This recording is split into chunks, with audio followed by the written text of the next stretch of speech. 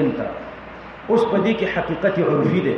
معرفت الشيء على اتم وجه. یو حدیث کې راځي رسول الله صلی الله علیه وسلم فرمایي ان غم علیکم کدا سپوږمۍ په تاسو پوشیده شو فقدروا له یعنی فطلبوا ان تعرفوه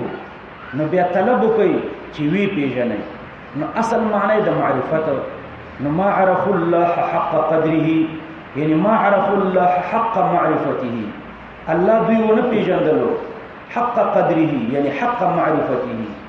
په کامل معرفت باندې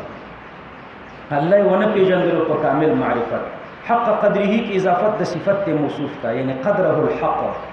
هغه معرفت چې څومره مناسب نو مناسب معرفت باندې الله ونه پیژندلو. ګوره څنګه ونه پیژندلو په مناسب معرفت په مناسب معرفت الله داسې ونه پیژندلو چې د الله مناسب معرفت هغه د قران نه حاصلېږي او دوی قران نه منلو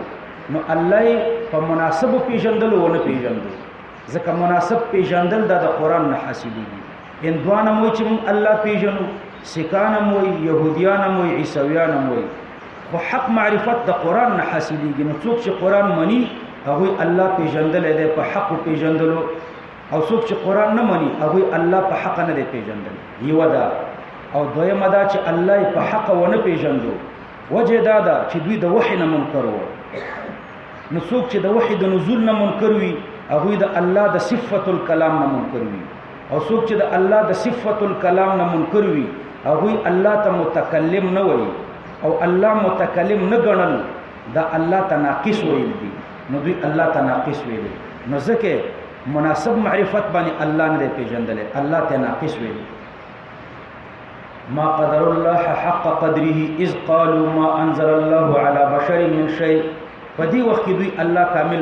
ونه پیژندلو چې دوی د وحی نه منکر دي. اذ قالوا په هغه وخت کې چې ویلې مشرکانو د قریش او يهودو دا قالو زمير مشرکانو د قریش تم راځي دي او يهودو تم راځي دي. نو مشرکانو د قریش او يهودو ویلې ما انزل الله على بشر من شيء چې نه نازل کړي الله پاک په بشر باندې من شيء هیڅ شي من شيء کې من زائد د تاکید د پاره الله په بشر باندې څه نه دي نازل کړي. دا دومره احمق خلق وو دي مشرکانو. حجر ته به معبود ویلي لیکن بشر ته به پیغمبر هم نه ویلي. پیغمبري خو د معبودیت نه ټیټه مرتبه ده معبودیت اوچته مرتبه ده. نو دا معبودیت به کانو ته ثابتول د بشر نه به ټیټ شي ته معبودیت ثابتول او پیغمبري چې دا د معبودیت نه ټیټه مرتبه ده دا به د حجر نه اوچته شیانو ته یعنی بشر ته به نه ثابتول. نو حجر معبود منلو لیکن بشر نبی نه منلو نو په بشر باندې څه نه دي نازل شي. مشرکانو د قریش خدا عقیده وا او يهودو خدا عقیده نه وا لیکن په عناد او په ضد کې راغلي. نو هغه هم د مشرکانو دا جمله تکراروله چې ما انزل الله على بشر من شيء نه دی نازل کړي الله پاک په بشر باندې هیڅ شی یعنی په بشر باندې وحی نه نازلېږي. قل الله پاک په دوی باندې رد کوي چې دا ستاسو قضیه صلیبه کلیه ده. ما انزل الله على بشر من شيء دا صلیبه کلیه ده او د صلیبی کلیه نقیض موجبه جزئیه راځي. نو الله نقیض ذکر کوي چې من انزل الكتاب الذي جاء به موسی چا نازل کړي دی هغه کتاب چې راتلل ور باندې کړي موسی عليه السلام. نو د دې آیات حاصل موجبه جزئیه ده د دې نه موجبه جزئیه جوړه کړه دا سی وایي موسی بشر دا صغرا وموسى انزل عليه الكتاب د کبرى حد اوسط ساقط کا نتیجه پیدا شي. فبعض البشر انزل عليه الكتاب بعض بشر باندې چې موسی ده الله کتاب نازل کړو. بعض البشر انزل عليه الكتاب دا موجبه جزئیه ده او موجبه جزئیه د دې کافرانو د صلیبی کلی نقیض ده. د کافرانو قضیه صلیبه کلی او چې ما انزل الله على بشر من شيء نو الله پاک نقیض متحقق لو نو د دې صلیبه کلیه به باطل وي. اوس کته اعتراض وکړي چې دامو چې کوم قیاس جوړ کړي چې موسی بشر و موسی انزل عليه الكتاب نو دا خو شکل ثالث ده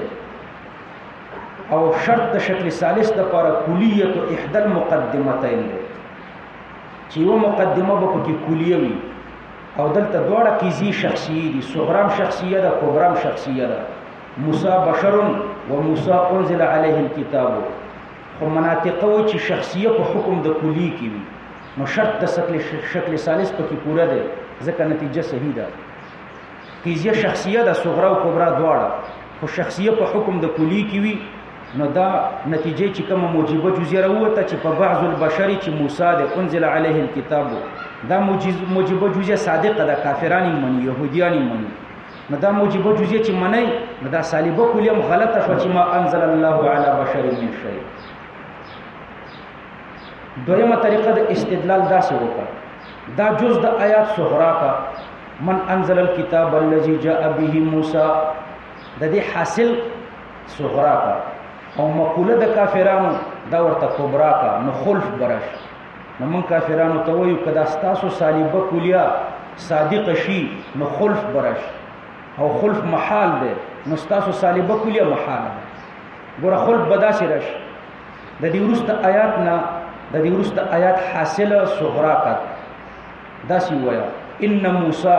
انزل الله علیه شیئا موسی علیہ السلام باندې الله تورات نازل کړی دا صغرا کا او دا د کافرانو مقوله ورته کبرا کا واحد من البشر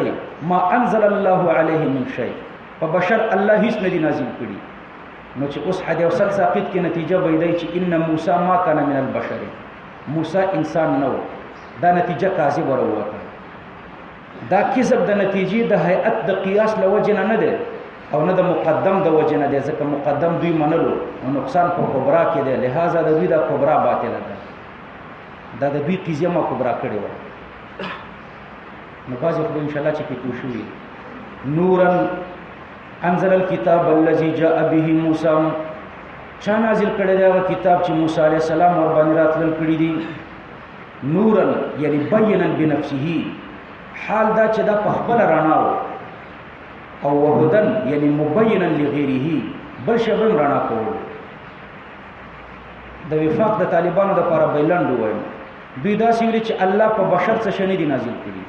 الله فرمایي چې په موسی علی السلام خو بشر او دا خو تاسو مانی چې الله په تورات نازل کړي نو بیا خدا تورات هم مانی ځکه دم په بشر نازل هدن نورن و هدن للناس دلیل الناس د کائنات پورې تعلق لري د دې هدن د پر صفت ده هدن للناس د هدایت د پر د خلقو تجعلونه قراطیسا تاسو ګرځوي دا تورات قراطیسا پانی پانی یعنی مقطعه و دفاتر سپاری سپاریم کړي ده پانی پانی کړي ده په دې کې مقصد څه دی چې پانی پانی کړي ده تبدونها ښکارا کوي خلکو ته هغه چې ستاسو د خوښي مطابق وي ستاسو د خوښي مطابق چې کوم آیتونه په تورات کې دي د خلکو ته ښکارا کوي وتخفون كثيرا منها او ډیر چې ستاسو د خوښي مطابق نه وي هغه د خلکو نه پټوي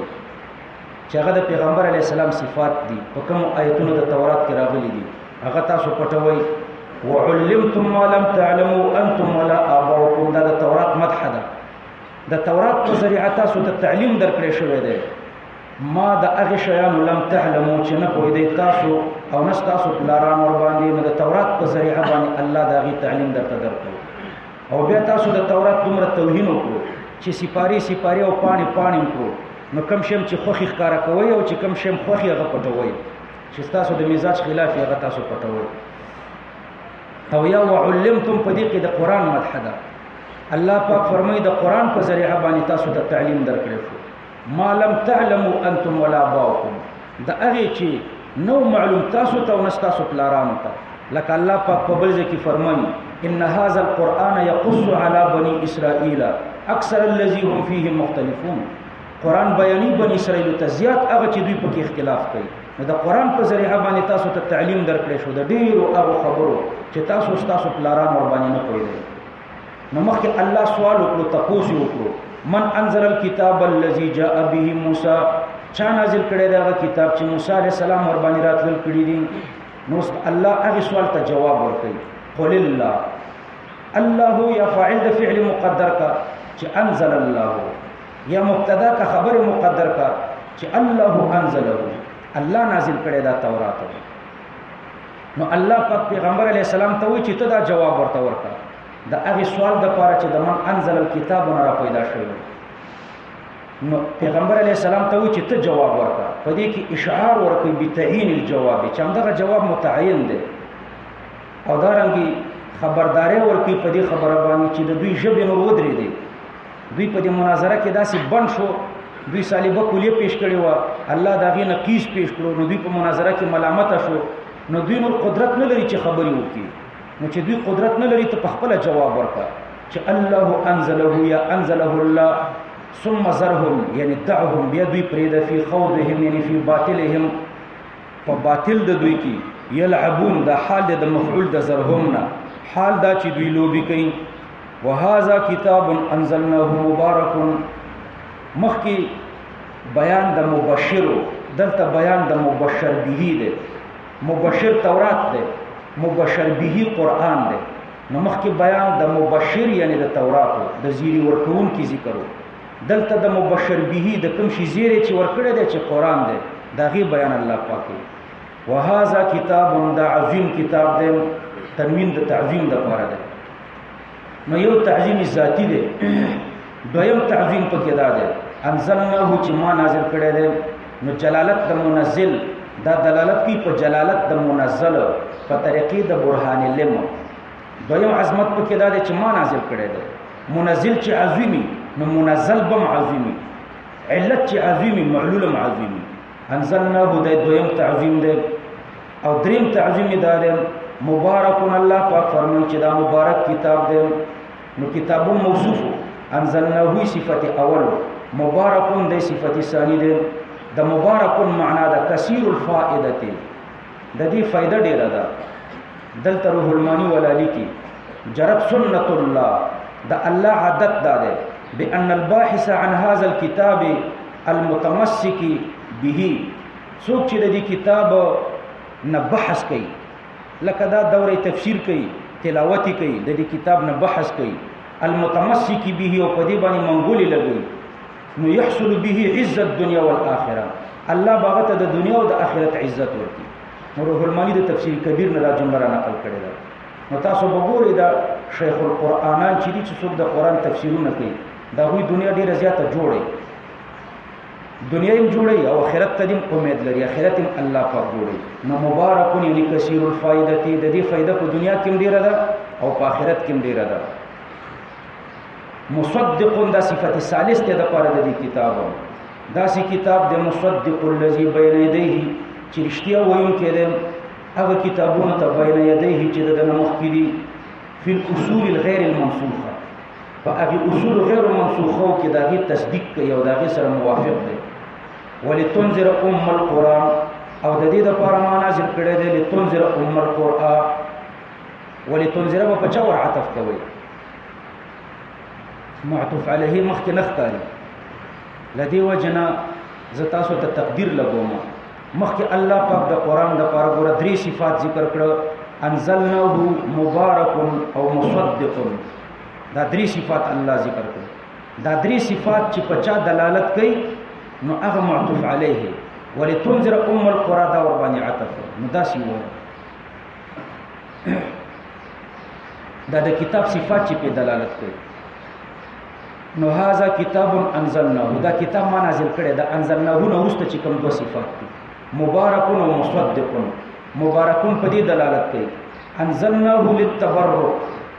دا ما نازل کړی د تبرک دپاره، او مصدقون انزلناه للتصدیق، لتصدیق ما تقدمه، دا ما نازل کړی دپاره د تصدیق د ما تقدمه چې د نورو کتابونو تصدیق وشي. ولتنذر ام القرى، د دې دپاره مې نازل کړی دی چې لتنذر ام القرى. لتنذر ګوره د انزلناه پورې تعلق لري که نه، متعلق خو شته خو معطوف علیه نشته.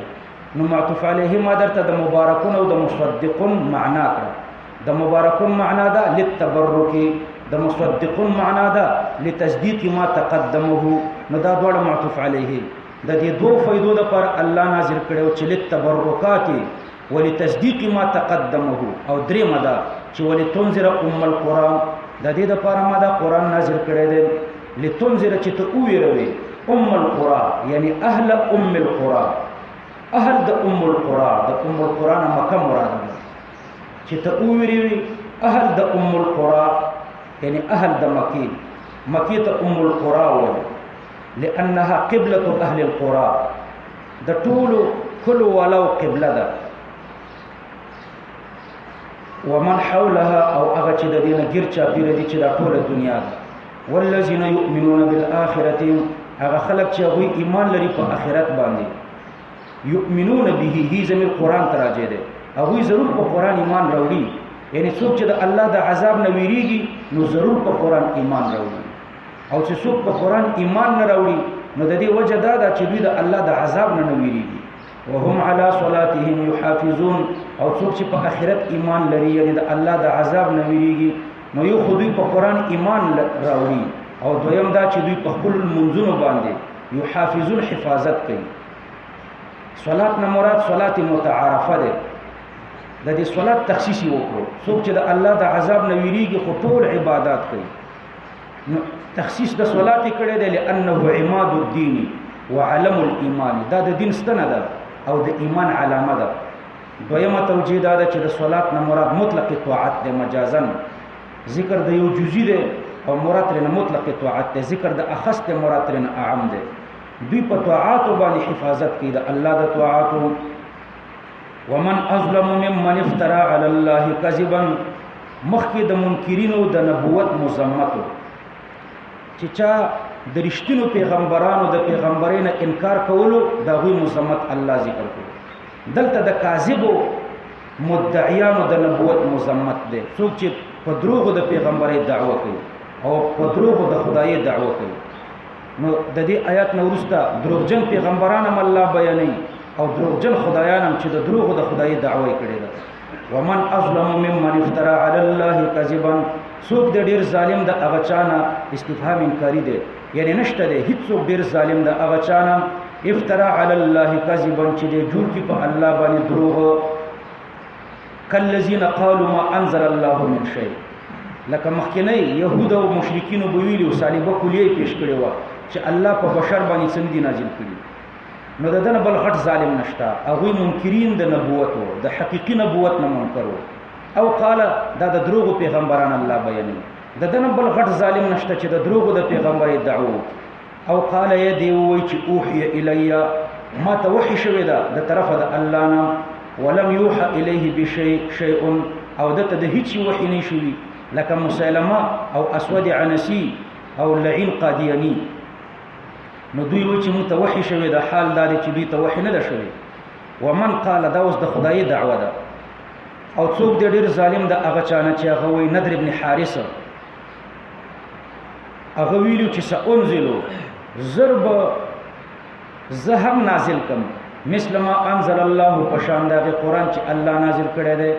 د قرآن پشان کتاب بزم نازل کم نو قرآن د پیغمبر علی السلام تصنیف دی دا چې تصنیف بزم وکم دوی بویلو لو شئنا لقلنا مثل هذا نو دا حقیقت کې دعوه د الوهیت ده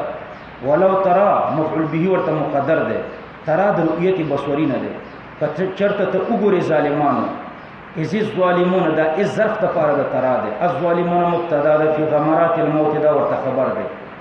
چې کته چرته وګوري دا ظالمان په هغه وخت کې چې دا ظالمان فی غمرات الموت یعنی فی سکرات الموت په سختۍ او د مرګ کې وي والملائکه ملائکه اعوان ملک الموت د ملک الموت چې کوم ماوینان دي باسطو ایدیهم غزون کی وی د لاسونو خپلو بالعذاب اخرجوا یعنی قائلین لهم دادی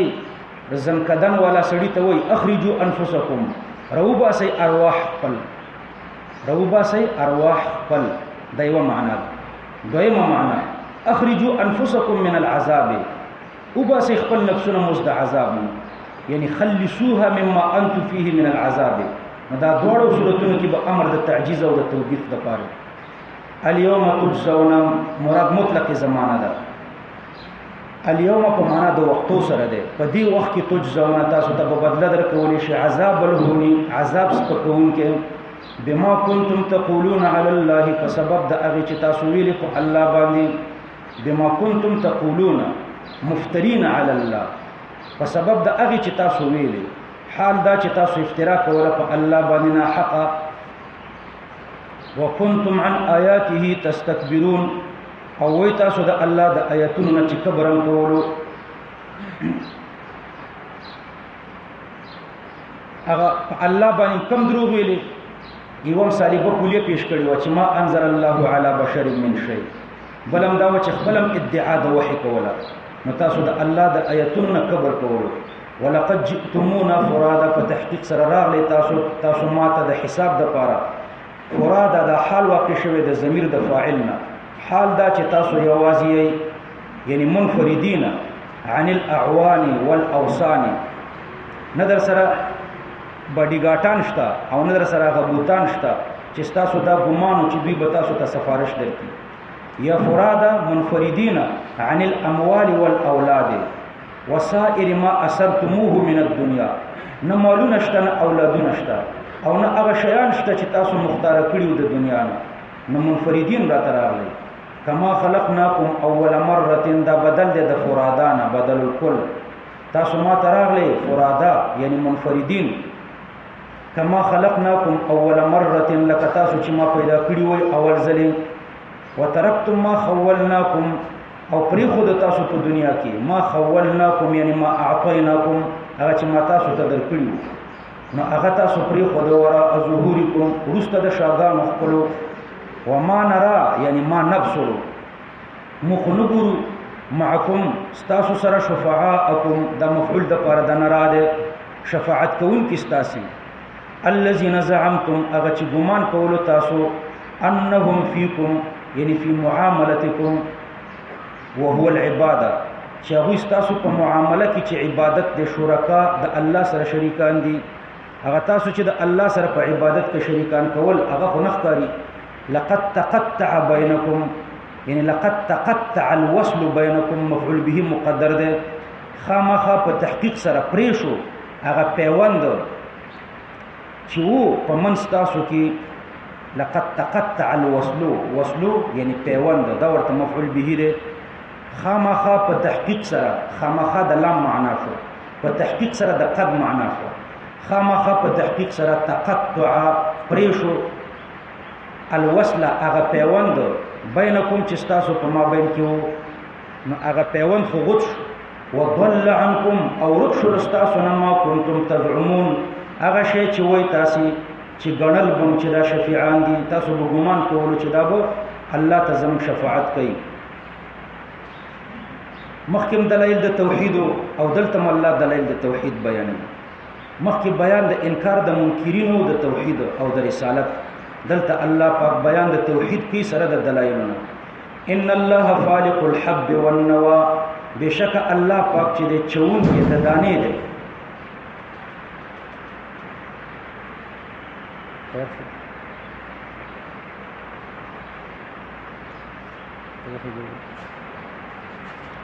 ان الله فالق الحب والنوى بشک الله پاک چې د چون کې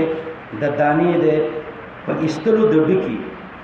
دانه چې په پټي کې پرتای نو دا دانه الله وچي او دا غینه ډکه راو بس لکه د غنمو دانه الله چي او دا غینه ډکه راو بس ونوا او الله چون کې د زړی دی په استلو د نیلګي نو زړې چي او دا غینه نیلګي بوټي راو بس ونه نو خالق الحب والنوى په دې خو پوه شو کنه د خالق معنا د چون کې عبد الله ابن عباس رضي الله عنه د دې معنا کوي خالق الحب والنوى خالق وموجد للحب والنوى الله پاک چې پیدا کون کې او موجودون کې د زړ د دانې او د زړو دی یخرج الحي الله پاک روباسي نامي نمو کون کې چې څوک نمو کوي لکه انسان نمو کوي حیوان نمو کوي نبات نمو کوي حیوان او نبات دې ته نامي وایي نو نامي شیان روباسي من المیت د غیر نامي نه ګوره الحب والنوى غیر نامي د حب نه ډکه راوستو او د نوانه نیلګي راوستو بوټي راوستو نو دا بوټي او دا ډکه دا نامي دي او د راوستو د غیر نامي نه د زړی او د دانې نه ومخرج المیت من الحي او راوستون کې د مړی دی د ژوندینم یعنی روباسي غیر نامي د نامینه لکه دانی د ډکو نه راوباسي او زړی د ونو نه راوباسي. یعنی مقصد دا چې ضد د ضد نه راوباسي. نو دا د الله کامل قدرت دی چې د یو ضد نه بل ضد راوباسي. ذالکم ذال دا قادر باخراج ضد من ضد آخر، د یو ضد نه چې بل ضد راوباسي. نو کوم تاسو ته وایم الله دا الله دی، بل څوک دی په دنیا کې پیدا سي چې د یو ضد نه بل ضد را پیدا کی. فانا تؤفكون یعنی فكيف تؤفكون، نو څنګه تؤفكون یعنی تصرفون عن عبادته، څنګه تاسو اوریدل شي د الله د عبادت نه. كيف تصرفون عن عبادته. فالق الاصباح، فالق الاصباح الله پاک چون کې د سبا دی، چون کې د سبا. یو معنا د فالقو د خالقو، دویمه معنا د اشاقو چون کې د سبا دی. یعنی فالق ظلمت الاصباح بالاصباح، د سحر تیار چي په سبا باندې. وجعل الليل سكنا، الله ګرځولې د شپه آرام، والشمس والقمر حسبانا، او ګرځولې د الله پاک مر او سپوږمۍ حسبانا نخې د حساب، دا نخې د حساب دي. یعنی الله د لمر او د سپوږمۍ رفتار په یو خاص حساب باندې مقرر کړی دی، یې دا نخې د حساب ګرځولې ده. ذالی دا جعل چې دی کتا ته وایم وجعل الليل چې جعل په دلالت کوي. تقدیر العزیز العلیم دا اندازه کول د غالب ذات دی او د عالم ذات دی. هو الذي جعل لكم النجوم، وهو الذي الله غزات دی جعل لكم النجوم یعنی خلقه کجعل بسیطی کوي، یا صیره کجعل مؤلف کوي. پیدا کړی دي ستوري یا ګرځولي دي ستوري. لکم یعنی لاجلکم ستاسو د وجنا. النجوم ستوري، نجوم په دو قسم دي، ثوابت لا يعلم عدتها الا الله، دا غي شمیر واځي الله ته معلوم دی. خو ریاضیدانانو چې په رصد کې لیدلې دي نو 1025 ثوابت ستوري لیدلې دي، 1025. او سیارات هغه هو دي، او نن سبا ریاضیدانان په کې یو بلم زیاتی هرشل یعنی اتری هغه وو تاسو په عامو د منطق په کتابو کې یاد کړی دي. جعل لكم النجوم یعنی خلق لكم النجوم، الله پیدا کړی لاجلکم ستاسو د وجنه دا ستوري. لتهتدوا دا بدل دی د ضمیر د لکم نه باعاده العامل، هغه ستاسو فائدہ ده چې لتهتدوا بها چې تاسو لار پیدا کړئ په دې ستورو. فی ظلمات البر پتیارو د وچ کې والبحر او د بحر کې. ظلمات الليل فی البر والبحر، اصل کې تیاری د شپې دي، خودلته اضافت بر او بحر ته د ادنا ملابست د وجنه کړي دي چې دا تیاری د شپې په بر کې وي په بحر کې وي. نور تیاری د بر او د بحر نه دي بلکې ظلمات د شپې دي، تیاری د شپې دي. قد فصلنا الآيات په تحقیق سره ښکارا بیان کړی دي مون آیاتونه لقوم يعلمون، د هغه قوم د پاره چې پوهیږي. وهو الذي انشأكم، الله غزاد د انشأكم چې پیدا کړی تاسو من نفس واحده د یو نفس نه. فمستقر ومستودع، د دې دوه معناګانې دي. فمستقر نستاسو د پاره زید قرار ده فی صلب الاب، د پلار پملا کې، د پلار پملا کې ستاسو د پاره زید قرار. ومستودع او ومستودع او تاسو مستودع وي یعنی په امانت خود له شی وي. فی رحم الام، د مور پر رحم کې. نو د پلار ملا چې د مستقر ده او د مور رحم چې د مستودع ده، دا سي زیاده چې په دې کې امانت خود له شوی ده. وجه دا د پلار ملا ته مقر ویلې، مقر مقر د دې وجه نه ورته وي چې د پلار په ملا کې دا بل انسان نه دی ښه، الله خو یې ښه ده، خو بل انسان د پلار په ملا کې بچی نه دی ښه. او د مور پر رحم کې بیا خاوند دی ښه ده. د مور رحم زیاده امانت شو، مستودع شو. نو د مور رحم ته مستودع ویل ځکه دلته بل چا امانت یې ښه ده، او د پلار په ملا کې بل چا نه دی ښه غیر د الله نه، نو ځکه هغه ته مقر وي. نو مستقر یعنی زید قرار دی فی صلب الاب، او مستودع دی فی رحم الام. دویمه توجیه درته ذکر کوم. مستقر یعنی لکم استقرار فوق الارض، ستاسو د پاره زید استقرار د ځمکې په سر ومستودع یعنی استوداع فی القبر تاسو امانت خودلې شوی په قبر کې نو په قبر کې امانت یې امانت بیرته ادا کیږي نو قبر به د خپل امانت بیرته ادا کوي راجح دا د دریمه ترجمه مستودع عارضی زیاته وي مستودع او مستقر دائمی زیاته وي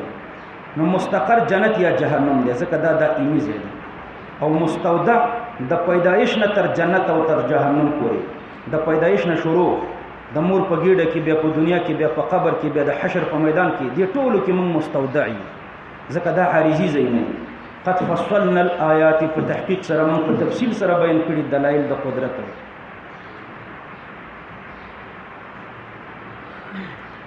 لقوم يفقهون د هغه قوم د پاره يفقهون چې پوهیږي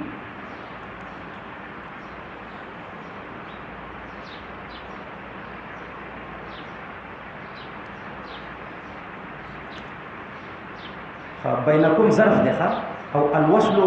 لقد تقطع الوصل وصل من تفاعلته فما ده مفعول لفظ ویلی سهو شوی لقد تقطع الوصل بينكم خامخ پریشو هغه پیوند چې تاسو په مابین کې دې چې ما تعبیر په مفعول کړی الوصل فاعل ده لقد تقطع الوصل پریشو هغه پیوند مخکې چې کوم آیات کې تیر لقد تقطع الوصل هغه فاعل حذف شوی دی بینکم دقیقه مقام ګرځیدل وهو الذي انزل من السماء ماء الله غزاد دې چې نازل کړي دي د اسمان د طرف نه وبو فاخرجنا به نبات كل شيء نو موږ رښتلی دي په دې اوبو باندې نبات كل شيء نبات معنا تیغ زرغونه څوک ورته تیغ وایي څوک ورته زرغونه وایي دا اول کې چې فصل راشین شي دي ته څه وایي تیغ کنه تیغ یا زرغونه نو فاخرجنا به نو موږ رښتلی دي په دې اوبو باندې نبات كل شيء تیغ یا زرغونه د هر شي تیغ او زرغونه د هر شي كل شيء يعني كل صنف من أصناف النباتات المختلفة في الكم والكيف والخواص والآثار اختلافا متفاوتا مختلف نوع دي او اوبه یو قسم دي یو قسم اوبه دي او مختلف قسم تیغونه دي نبات كل شيء تیغونه یا زرغونی د هر شي قاری عمران په هغه امر کوئی ګربان تیغ پیژنې اردو کې ورته څه وایي تیغ یا زرغونه د هر شي فاخرجنا منه بیا موږ روباسو د دې تیغ نه هو زمير می چاته راځي کړو د نبات ته نبات یا په معنا د تیغ یا زرغونه دواړه د پښتو لفظ دي نو فاخرجنا منه بیا موږ روباسو د دې تیغ یا د دې زرغونې نه خضرا شین خاخ دا غینه شنه خاخونه روباسو خضرا شین خاخ خضر په معنا د اخضر غالبا په هغه شي کې مستعمليږي چې خضرت شینواله خلقي وي نو خلقي شنه خاخونه ترې روباسو نخرج منه بیا موږ روباسو منه د دې خضرن د دې شین خاخ حبا دانی متراکبا یو په بل سوري حبا دانی متراکبا یو په بل سوري یعنی وګه دا غینه موږ وګه روباسو ومن النخل او دارنګي روباسو من النخل لجنس د خرماو النخل نه جنس واخستو ومن النخل دارنګي روباسو د جنس د خرماونا من طلعها دا بدل البعض برزوما باعاده العامل من طلعها هذا مر راجكوم وجيتا او طلع په معنا د خلاف ومن النخل او روباسو د جنس د خرماونا من طلعها دا بدل البعض ده روباسه میں د غلاف د وګینا طلع معنا غلاف پوخ او ها معنا ها زمير چاته راځي شو وګه یو وګه وی بل د وګي غلافي د خرما وګه داغه په سر چې کوم غلاف راته وي نو طلع اغه ته وي نو روباسو مونږه من طلعها د غلاف د وګي د اغینا قنوان وګه د غلاف د وګي نه وګه روباسو د پوخ د وګي نه وګه روباسو خو شور باندې یعنی د ظرف نه مظروف روباسو د قنوان مظروف دی او طلع ورته ظرف دی نو د غلاف د وګي نه مونږ روباسو قنوان وګه دانیه چې نږدې د ځمکې ته قنوان وږي داسې وږي قنوان وږي چې نږدې وي ځمکې ته او یا نږدې وي د یو بل سره د وږي یو د بل سره نږدې وي یا ځوړند وي وجنات د عطف د پنبات کل شیء باندې هغه فاخرجنا د مان خبره شروع ده روباسو موږ د اوبونه تیغونه او روباسو موږ د اوبو په وجه جنات باغونه من اعناب د انګورنا والزيتون الزيتون من اعناب والزيتون والرمان دا منسوب ده بنا بر اختصاص امدح الزيتون والرمان خصوصي مدح درته د زيتون او د انار بیان دا ډیر خپل میوه ده نو والزيتون ولی منسوب ده بنا بر اختصاص امدح الزيتون والرمان مدح د زيتون او د رمان درته بیانوم مشتبها حال دا چې یو د بل سره مشابه وي په پانو کې د انارو بوټي چې وي په پانو کې یو د بل سره مشابه وي وغیر متشابه او نوی یو د بل سره مشابه په خوند کې خوندونه د انارو بدلی او پانی د بوټو یو شی وي انظروا دارنګه د انګورو پانی یو شی وي او خوندونه بدلی انظروا نظر اعتبار د عبرت په نظر باندې وګورئ الی ثمره میود دویتا اذا اخرج ثمره اذا اسمر یعنی اذا اخرج ثمره چې کله خپل میوه روباسي وينعه او تاسو وګورئ په خیدل او په خوالي د اغیتا ان فی ذلک پدې مذکور کې کوم تاسو ته ویل آیات دلایل د قدرت دي انی دلایل دي لقوم یؤمنون د هغه قوم د لپاره چې ایمان لري انی دلایل دي برګ درختان در نظری هوشیار هر ورقی دفتر است معرفتی کردگار مدا د الله په وجود او په توحید انی دلایل دي دا چې بل څوک نشي کولای وجعلوا لله شرکاء الجن وجعلوا لله او دوی مقرر کړی دي د کفار مقرر کړی دي لله مقرر کړی دي کفار لله الله پاک ته شرکاء شریکان الجنه جنیات دي دا د شرکا انا بدل ده دا جنیات د الله سره شریکان کړی دي نو عبد الله ابن عباس فرمای ان الايه نزلت فی زنادقه دا آیات کریمه د زندقانو په باره کې نازل شوې ده حيث قالوا زنادقه چې ان الله خالق الناس والدواب والانعام والحيوان دا انسانان او څاروي او حیوانات د الله پیدا کړی دي وابلیس خالق السباع والحيات والعقارب والشرور او ابلیس چې ده د مضر حیوانات پیدا کړي دا چیرون کې زناور ماران او لړمان او شرونه دا وی ابلیس پیدا کړي تاسو سلام کې موای کنه چې دوی دوه خدایان منل یو یزدان بل اهرمن نو د دوی عقیده باندې الله رد کړي دوی ګرځولي الله تشریکان مقرر کړي دي د کفارو الله تشریکان الجنه چې هغه جنیات دي دا الجنه ترنه بدل ده نو خپل توجیه پکې دا ده چې دا په دې زندقانو باندې راځي دویمه توجیه پکې دا ده چې دا الجنه شیاطین مراد دي دوی دا جنیات دا شیطانان د الله سره شریکان کړي دي ځکه د دوی اطاعت کوي لکه خلک چې د الله اطاعت کوي او دریمه توجیه دا ده چې د دین ملائکه مراد دي دوی به ویلي ملائکه د الله لورګانی دي د ملائکو نه تعبیر په جن باندې د دی وجنه شوی ده لحط درجتهن عن درجه الالوهیت د دوی مرتبه د الوهیت نه ټیټه ده لکه د پیریانو مرتبه چې د انسانانو نه ټیټه ده وخلقهم دا حال د فاعل د جعلون حال دا چې دوی په دې پوهیږي چې الله دوی پیدا کړی دي خالق الله دی وخرقوا له بنینا او جوړوي بعضی کافران الله تزامن خرقوا یعنی افتعلوا جوړي د ځان یا تړي د الله پس زامن و بنات النورګانی بغیر علم بحقیقته من خطأ و صواب بغیر د علم نه د دې په حقیقت چې د دې د عقیده خطا ده که ثواب ده سبحانه پاکی د الله لرا وتعالى او ډیر اوچت ده عما یصفون د هغه څه چې دوی بیانوي بدیع السماوات والارض بدیع په معنا د مبدع بنمونی پیدا کوونکی د اسمانونو او د ځمکو ان یکون له ولد څنګه بوي الله پاک تزوی ولم تکن له صاحبه او د الله خزنشتا واده نشتا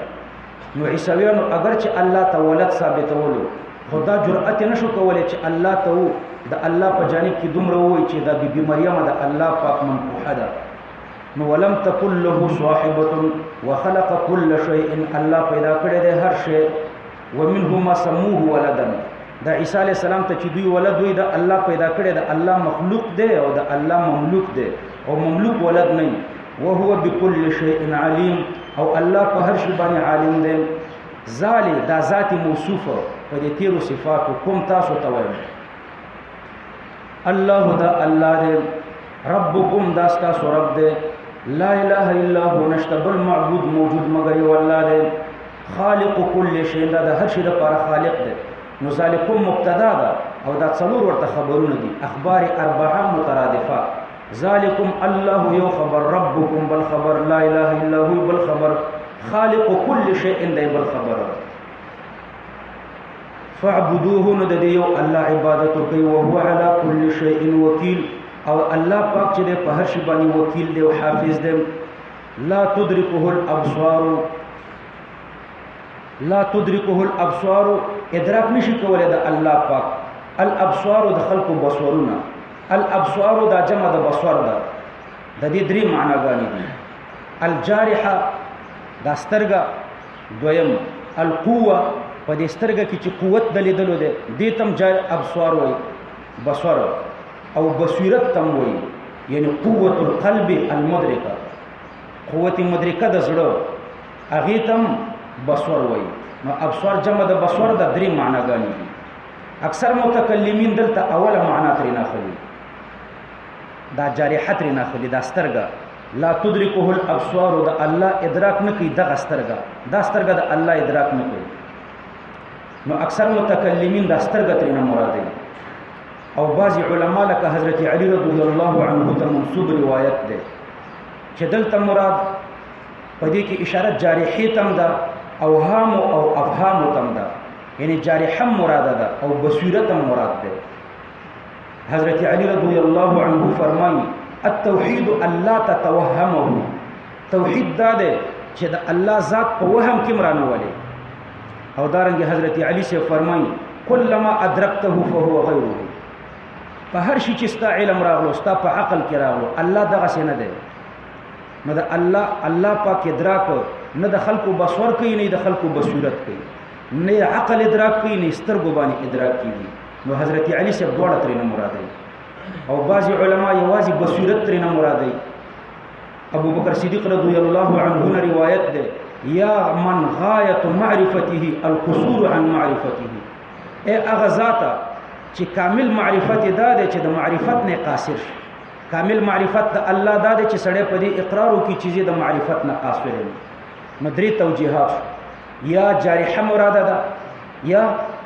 جارحه او بصیرت دواړه مراد دي، یعنی جارحه اوهام او افهام، او یا یوازې بصیرت مراد ده. نو د الله ادراک په ابصار نه کیږي، وهو يدرك الابصار، او الله پاک چې د خلقو د ابصار ادراک کوي. د خلقو جارحه مرتخکاری، دا سترګه مرتخکاری، پسترګه کې چې د لیدلو کوم قوت ده هغه الله تخکاری. او دارنګه د خلقو بصیرت، یعنی قوت المدرکه فی القلب، هغه قوت د ادراک، القوت المدرکه فی القلب، هغه قوت مدرکه قلبیه هغه الله پاک تخکاری. نو الله پاک د دې ادراک کوي، او د الله ادراک څوک نشي کولای. وهو اللطیف، د الله پاک چې دی لطیف دی. لطیف یو معنا د مهربانه، دویمه معنا د مقابل د کثیف. کثیف دی ته وایي ما یدرک بالحواس، کثیف دی ته وایي چې په حواس ښکاري. نو لطیف دی ته وایي چې حواس باندې نه ښکاري. نو الله لطیف دی، دا د لا تدرکه د لپاره دلیل دی. لا تدرکه الابصار، د الله ادراک په ابصار نه کیږي، ولی ځکه الله لطیف دی، په مقابل د کثیف کې په حواس ادراک نه کیږي. او الخبیر باریک بین دی، دا د دې سره تعلق لري، د دې لپاره دلیل دی چې وهو يدرك الابصار، الله ته د خلقو ابصار ښکاري. ولی ورته ښکاري؟ ځکه الله خبیر او باریک بین ذات دی. اوس د قیامت پر ورځ به د الله رؤیت کیږي که نه کیږي؟ نو معتزله په دې آیات کریمه باندې استدلال کوي چې د الله رؤیت نه دی ممکن، دلایل د معتزله دو دي، دو طریقو باندې استدلال درته ذکر کوم. یو طریقه د استدلال د معتزله دا ده چې دلته الله پاک نفي د ادراک کړی ده، او ادراک د معتزله په عقیده کې رؤیت ته وایي. نو رؤیت او ادراک د دې دوړو په مابین کې فرق نشته. عربان وایي ادرکته ببصر او دارنګي وایي رأیته ببصر. نو فرق صرف په لفظ کې دی، په معنا کې فرق نشته. نو ادراک او رؤیت یو شی دی، او یا د دوړو په مابین کې تلازم دی چې نفي د ادراک راغله نو نفي د رؤیت برازي، او نفي د رؤیت چې راشي نو نفي د ادراک برازي. ځکه داسې ته نشي ویلی چې رأیته وما ادرکته یا ادرکته وما رأیته. نو د رؤیت او د ادراک په مابین کې یا تلازم دی یا پکې عینیت دی. په خبره پوه شو؟ نو چې تلازم او عینیت پکې راغی نو دلته الله پاک نفي د ادراک وکړه چې د الله ادراک څوک نشي کولی. نو نفي د ادراک نفي د رؤیت ده، نو د الله رؤیت څوک نشي کولی. دا د معتزله د لپاره دلیل دی چې لا تدرکه الابصار. او الابصار کې الف لام دی، په الابصار باندې الف لام داخل شوی دی، الف لام استغراقی دی. نو ټول ابصار ته ور شامل دی. فیفید جميع الابصار. نو ټول ابصار په ټول اوقاتو کې د الله لیدل نشي کولی. دا می اسانه طریقه د استدلال د معتزله درته ذکر کړه. په خبره خو پوه شو؟ دوه کار وکړه د معتزله. یو دا چې د ادراک او د رؤیت په مابین کې عینیت ویلي چې ادراک او رؤیت یو شی دی، صحیح شو؟ او یا د ادراک او د رؤیت په مابین کې تلازم ویلي. او الابصار کې الف لام په جمع ور داخل شوی د جنس لپاره دی. نو جنس بصر د الله ادراک نشي کولای په هیڅ وخت. نو هیڅ بصر په هیڅ وخت کې د الله ادراک نشي کولای، او چې ادراک نشي کولای نو رؤیت نشي کولای. ذکر رؤیت او ادراک یو شی دی، او یا د دوړو په مابین کې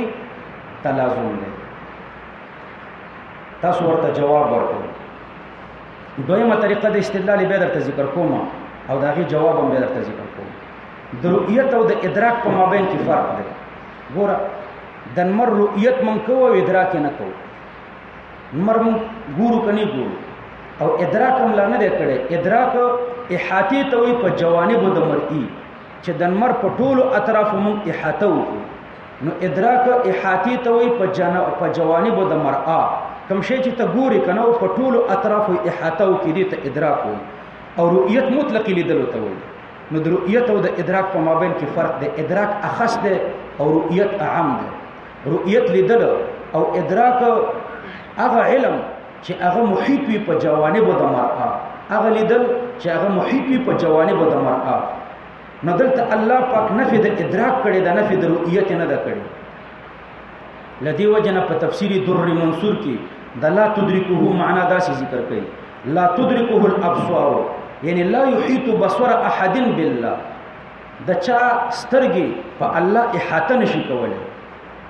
نو خلاصه دا چې ادراک خاص دی. ادراک کوم رؤیت ته وایي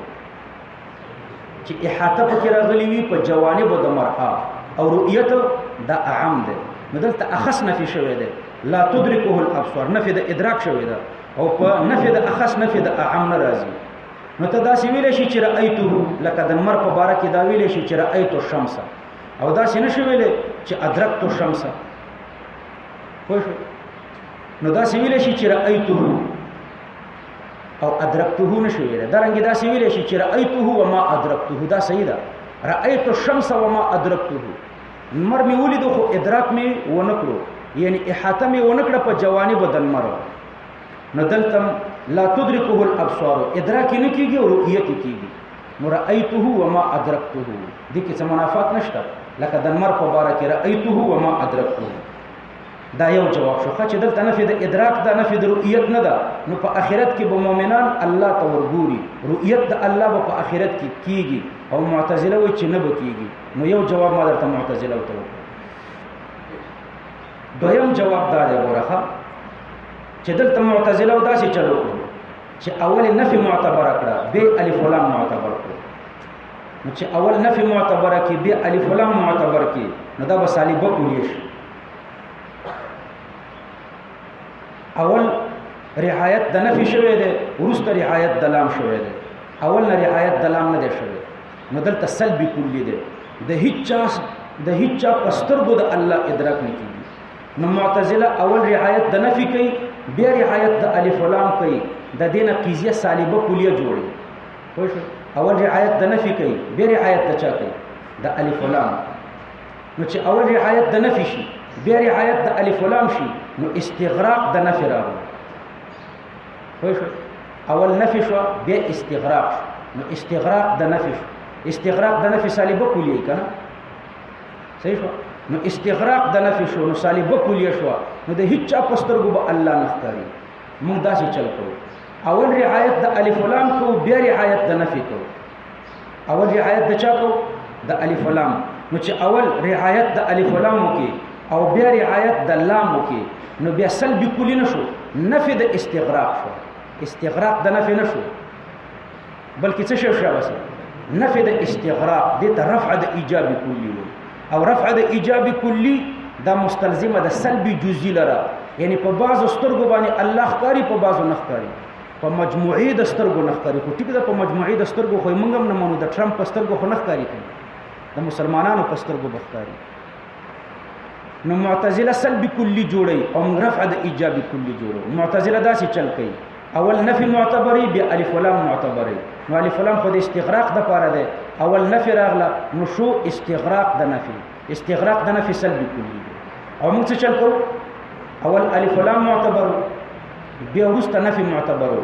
نفي د استغراق، نفي د استغراق رفع د ایجاب کلی ده.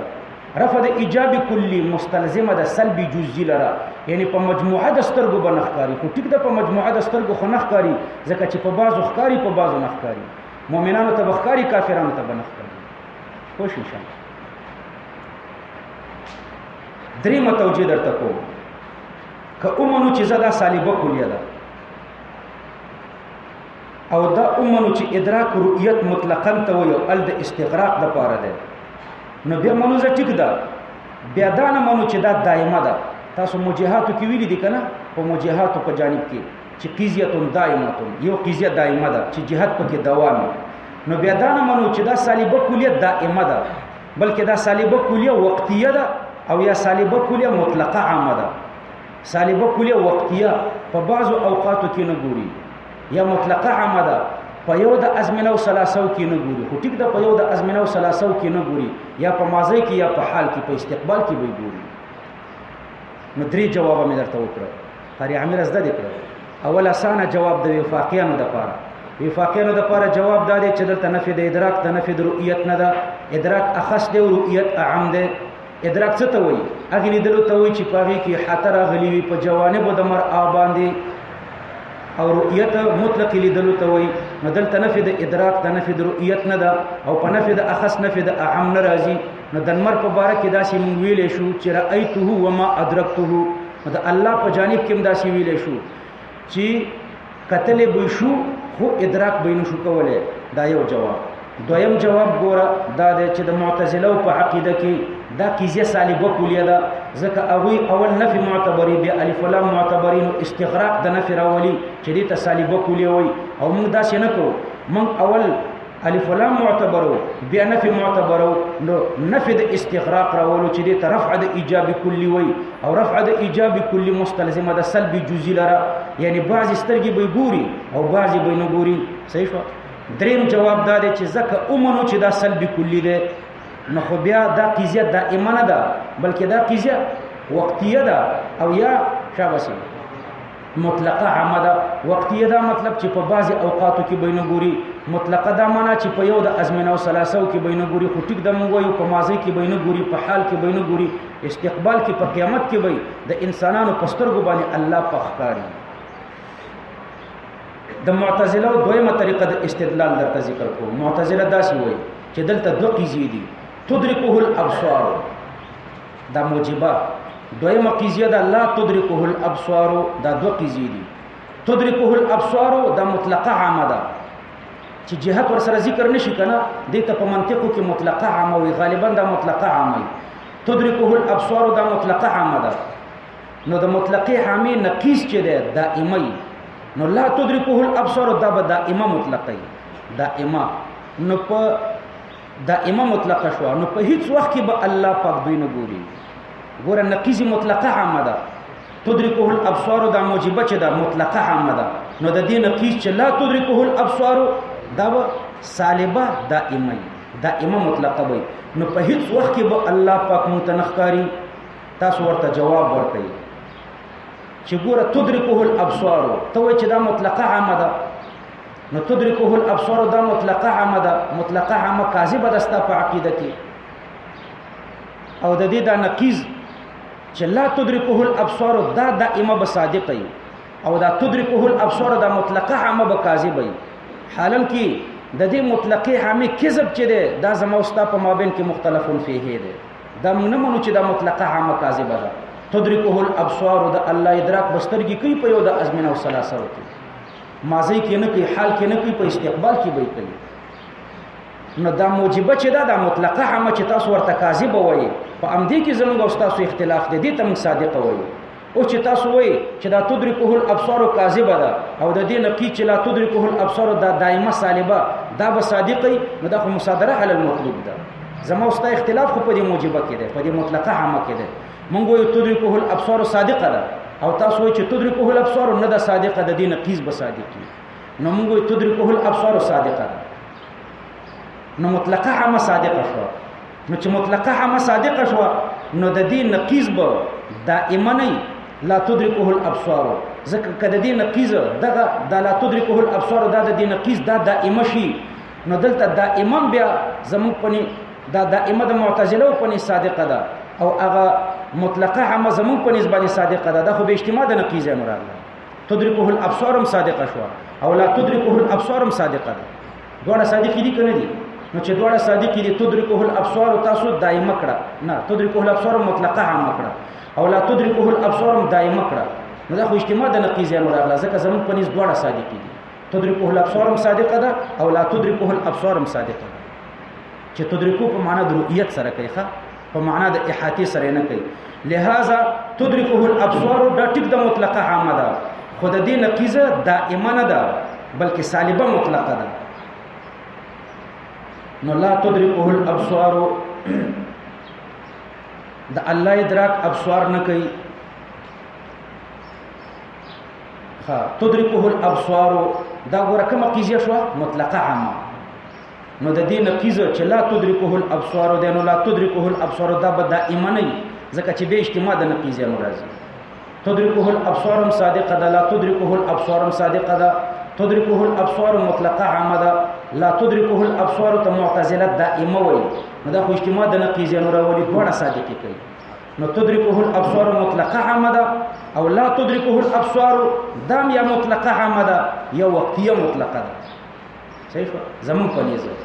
تدرکه الابصار مطلقه عامه ده، او لا تدرکه الابصار وقتیه مطلقه ده،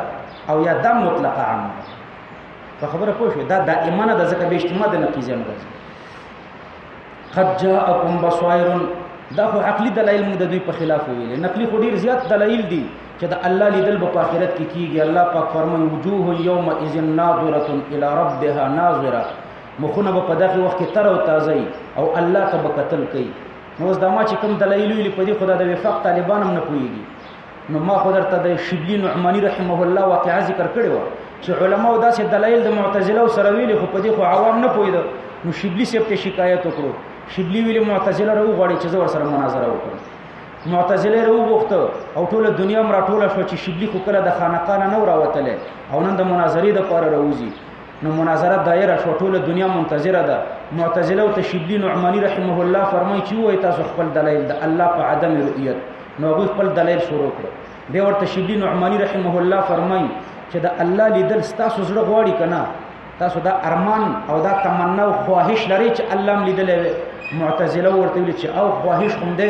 وای د کوم شي پورې چې خواهش متعلق کیږي هغه محال نه دی، دا الله لیدل محال نه دی، ممکن دی. نو مناظره شبلی سي وګټه،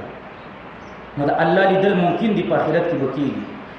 قد جاءكم قل قد جاءكم تبيتوا قد جاءكم په تحقیق سره راغلی دی تاسو ته بصائر واضح دلایل. بصائر جمع د بصیرتون ده، معنی د عقل. دلته ترنه مراد دی الآیات واضح دلایل من ربکم د جانب د رب تاسو نام. فمن ابصر یعنی فمن ابصر الحق، چا چې حق ولیدلو فلنفسه یعنی فلنفسه ابصر د خپل ځان د پاره د حق ولیدلو ومن هم یو چې څوک ونشف علیها نو د دړندواله د ضرر ده وما انا علیکم بحفیظ او زنیم پتا سو باندې نگهبان ساتون کې استاسو وکذالک نصرف الآیات یعنی مثل ذلك التصریف د دې اړولو په شان باندې نصرف الآیات قسم بیانوم الآیات دلائل وليقولوا درست دلام د عقوبت د پاره ده نو قسم دلائل د توحید بیانو د څه د پاره بیانو وليقولوا درست عقوبت بيدای وليقولوا ووي اعتراضیه ده عاطفه نه ده ووي اعتراضیه کا لم د عقوبت د پاره کا عقوبت بيدای چې عنادیان بدا اعتراض وکي چې درسته یعنی قرأت وتعلمت دا تلستلی دی او د يهودو نه دې زده کړی دي ځکه ته امي او داسې عجیب او غریب دلایل د الله په توحید ته د کم ځای نه زده کړي نو عنادیان به پتا د اعتراض وکړي نو ګوره و می اعتراضیت کړو لام د عقوبت کړو او یا لام د عقوبت کا و عاطفه کا داسې ویا نصرف الآیات قسم بیانوم دلایل وليقولوا درستا یلی لنلزمهم الحجه وليقولوا درستا یو دا چې په دوی باندې اتمام حجت راولم او دویم دا چې عنادیان دغه اعتراض وکړي عقوبت بيدای یو خو به الزام د حجت راشي اتمام الحجت براشي او دویم به عنادیان د اعتراض وکړي چې درستا